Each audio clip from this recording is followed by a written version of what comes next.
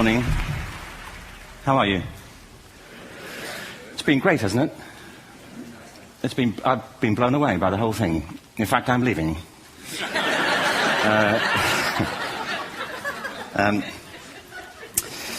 There have been three themes, haven't there, running through the conference, which are relevant to what I want to talk about. One is the extraordinary evidence of human creativity in all of the presentations that we've had and in all the people here. Just the variety of it and the range of it. The second is that it's put us in a place where we have no idea what's going to happen in terms of the future. No idea how this may play out. I have an interest in education. Actually, what I find is everybody has an interest in education. Don't you? I find this very interesting. If you're at a dinner party and you say you work in education, actually, you're not often at dinner parties, frankly.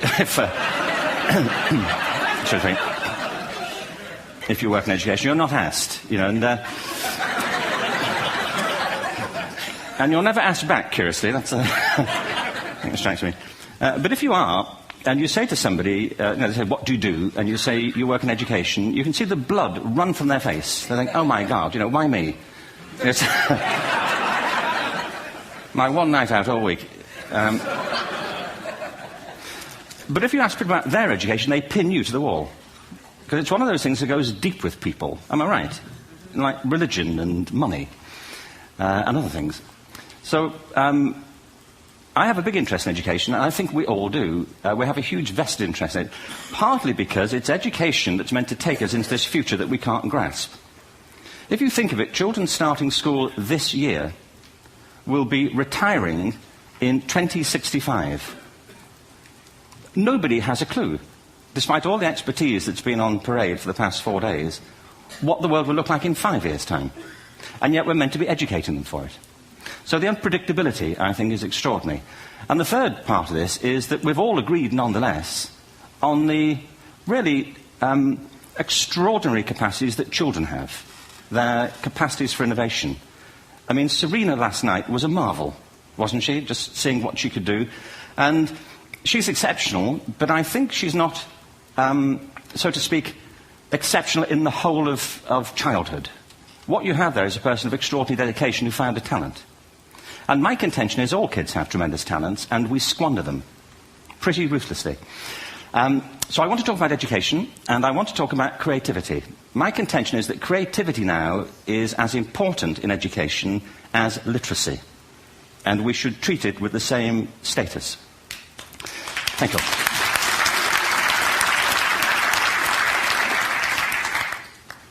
That was it, by the way. Thank you very much. So, 15 minutes left. Well, I was born... No, I had a great story recently, I love telling it, of a little girl who was in a drawing lesson. She was 6, and she was at the back drawing, and the teacher said, this little girl hardly ever paid attention. And in this drawing lesson, she did. And the teacher was fascinated. She went over to her and she said, what are you drawing? And the girl said, I'm drawing a picture of God. And the teacher said, but nobody knows what God looks like. And the girl said, they will in a minute.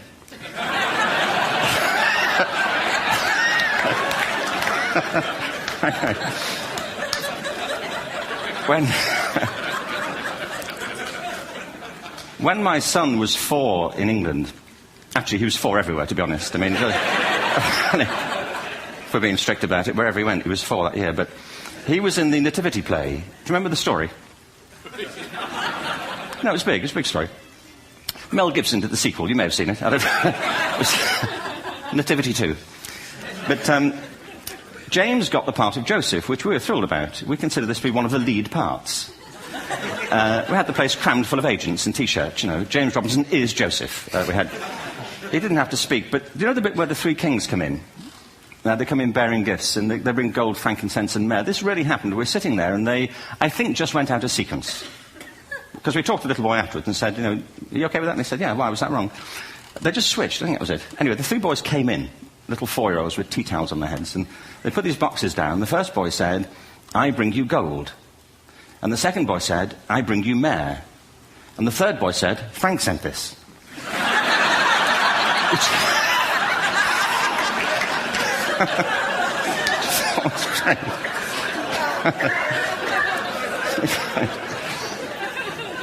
What these things have in common, you see, is that kids will take a chance. If they don't know, they'll have a go. Am I right? They're not frightened of being wrong. Now, I don't mean to say that being wrong is the same thing as being creative. What we do know is, if you're not prepared to be wrong, you'll never come up with anything original. If you're not prepared to be wrong. And by the time they get to be adults, most kids have lost that capacity. They have become frightened of being wrong. And we run our companies this, by the way. We stigmatize mistakes. And we're now running national education systems where mistakes are the worst thing you can make. And the result is that we are educating people out of their creative capacities. Picasso once said this. He said that all children are born artists. The problem is to remain an artist as we grow up. I believe this passionately, that we don't grow into creativity, we grow out of it. Or rather, we get educated out of it. So why is this? I lived in Stratford-on-Avon until about 5 years ago. In fact, we moved from Stratford to Los Angeles. So you can imagine what a seamless transition, this was from LA. Actually, we lived in a place called Snitterfield, just outside Stratford, which is where Shakespeare's father was born. Are you struck by a new thought? I was. You don't think of Shakespeare having a father, do you? Do you? Because you don't think of Shakespeare being a child. Do you? Shakespeare being 7. I never thought of it. I mean, he was 7 at some point. He was in somebody's English class, wasn't he? Do you understand? Really? How annoying would that be?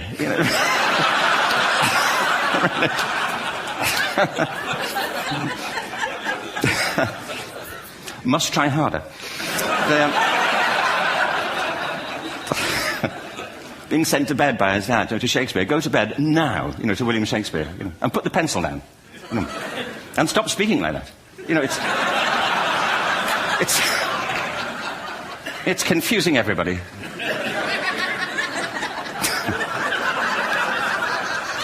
Anyway,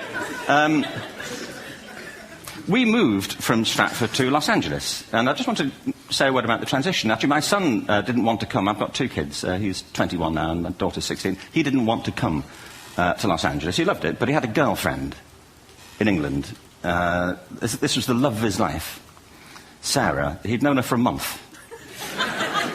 Mind you, they'd had their 4th anniversary by then, because it's a long time when you're 16. Anyway, he was really upset on the plane. He said, "I'll never find another girl like Sarah." And we were rather pleased about that, frankly, because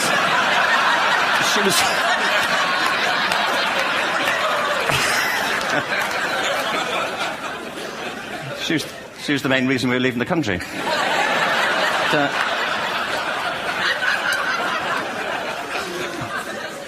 But something strikes you when you move to America and when you travel around the world. Every education system on Earth has the same hierarchy of subjects. Everyone, doesn't matter where you go. You'd think it would be otherwise, but it isn't. At the top are mathematics and languages, then the humanities, and at the bottom are the arts, everywhere on Earth. And in pretty much every system, too, there's a hierarchy within the arts. Art and music are normally given a higher status in schools than drama and dance. There isn't an education system on the planet that teaches dance every day to children the way we teach them mathematics. Why? Why not? I think this is rather important. I think maths is very important, but so is dance. Children dance all the time if they're allowed to. We all do. We all have bodies, don't we? Did I miss a meeting? I think... Truthfully, what happens is, as children grow up, we start to educate them progressively from the waist up. And then we focus on their heads, and slightly to one side. If you were to visit education as an alien and say, what's it for, public education, I think you'd have to conclude, if you look at the output, who really succeeds by this, who does everything they should, who gets all the brownie points, who are the winners. I think you'd have to conclude the whole purpose of public education throughout the world is to produce university professors. Isn't it? They're the people who come out the top, and I used to be one. So there, And I like university professors, but, we shouldn't hold them up as the high watermark of all human achievement. They're just a form of life. Another form of life. But they're rather curious, and I say this out of affection for them. There's something curious about professors. In my experience, not all of them, but typically, they live in their heads. They live up there, and slightly to one side. They're disembodied, in a kind of literal way. They look upon their body as a form of transport for their heads. It's... Don't they? It's a way of getting their head to meetings.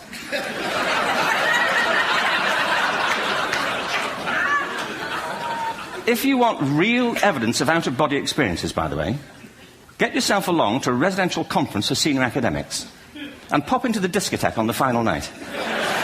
And there you will see it. Grown men and women writhing uncontrollably off the beat. Waiting to end so they can go home and write a paper about it. Now, our education system is predicated on the idea of academic ability. And there's a reason. The whole system was invented around the world. There were no public systems of education really before the 19th century. They all came into being to meet the needs of industrialism.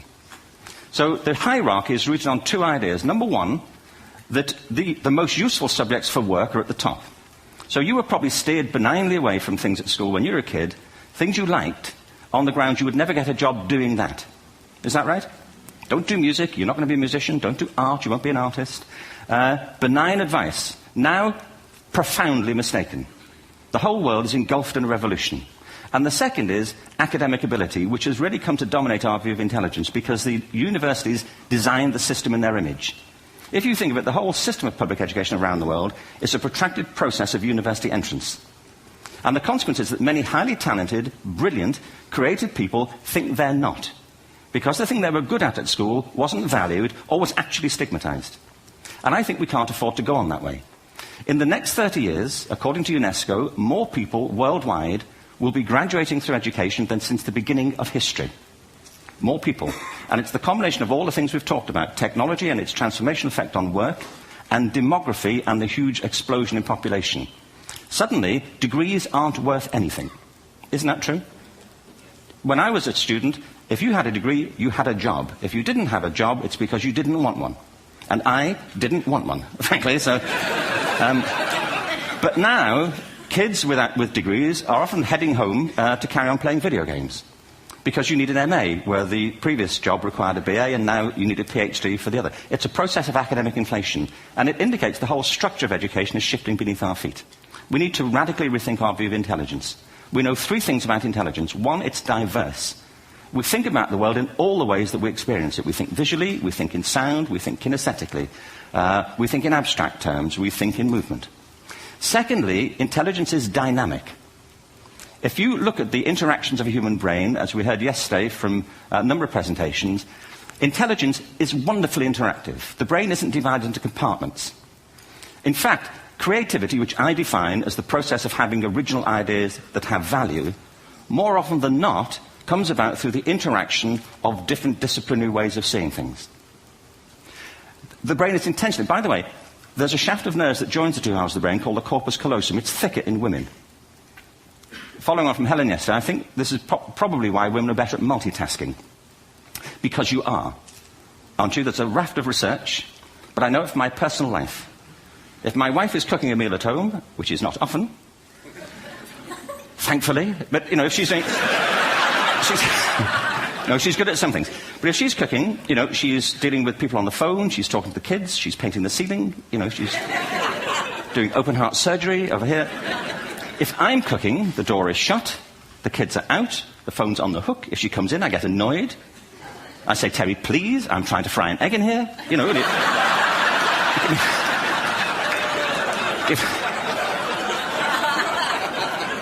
Give me a break. Actually, there was do you know that old philosophical thing? If a tree falls in a forest and nobody hears it, did it happen? Remember that old chestnut? I saw a great T-shirt recently which said, if a man speaks his mind in a forest and no woman hears him, is he still wrong?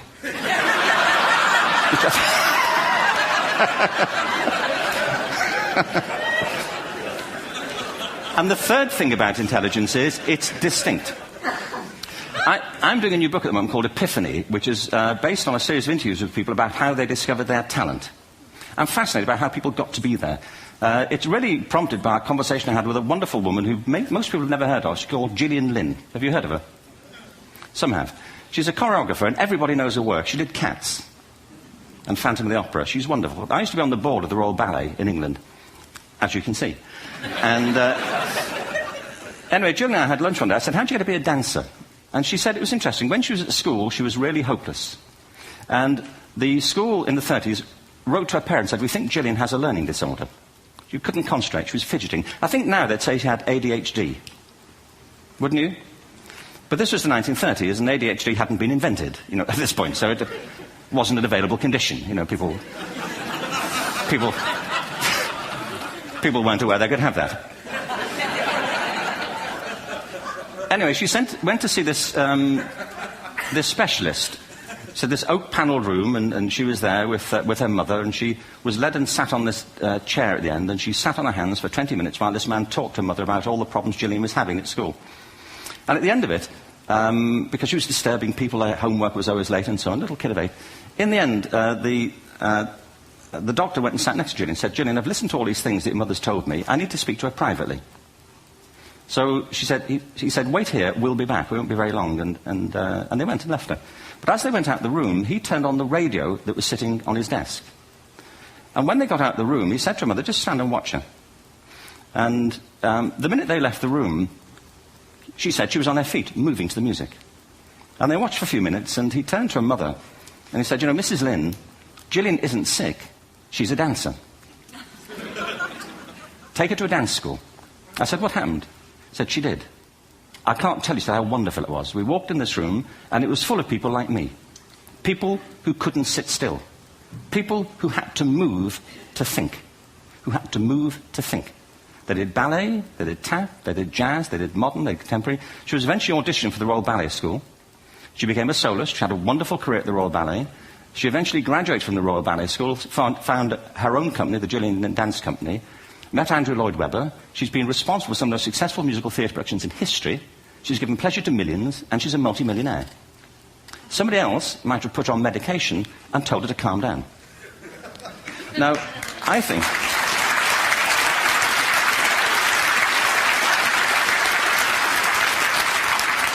What I think it comes to is this. Al Gore spoke the other night about ecology and the revolution that was triggered by Rachel Carson. I believe our only hope for the future is to adopt a new conception of human ecology, one in which we start to reconstitute our conception of the richness of human capacity. Our education system has mined our minds in the way that we strip mine the earth for a particular commodity, and for the future it won't serve us. We have to rethink the fundamental principles on which we're educating our children. There was a wonderful quote by Jonas Salk, who said, if all the insects were to disappear from the earth, within 50 years, all life on earth would end. If all human beings disappeared from the earth, within 50 years, all forms of life would flourish. And he's right. What TED celebrates is the gift of the human imagination. We have to be careful now that we use this gift wisely and that we avert some of the scenarios that we've talked about. And the only way we'll do it is by seeing our creative capacities for the richness they are and seeing our children for the hope that they are. And our task is to educate their whole being so they can face this future. By the way, we may not see this future, but they will. And our job is to help them make something of it. Thank you very much. Bravo. Here, here. Good.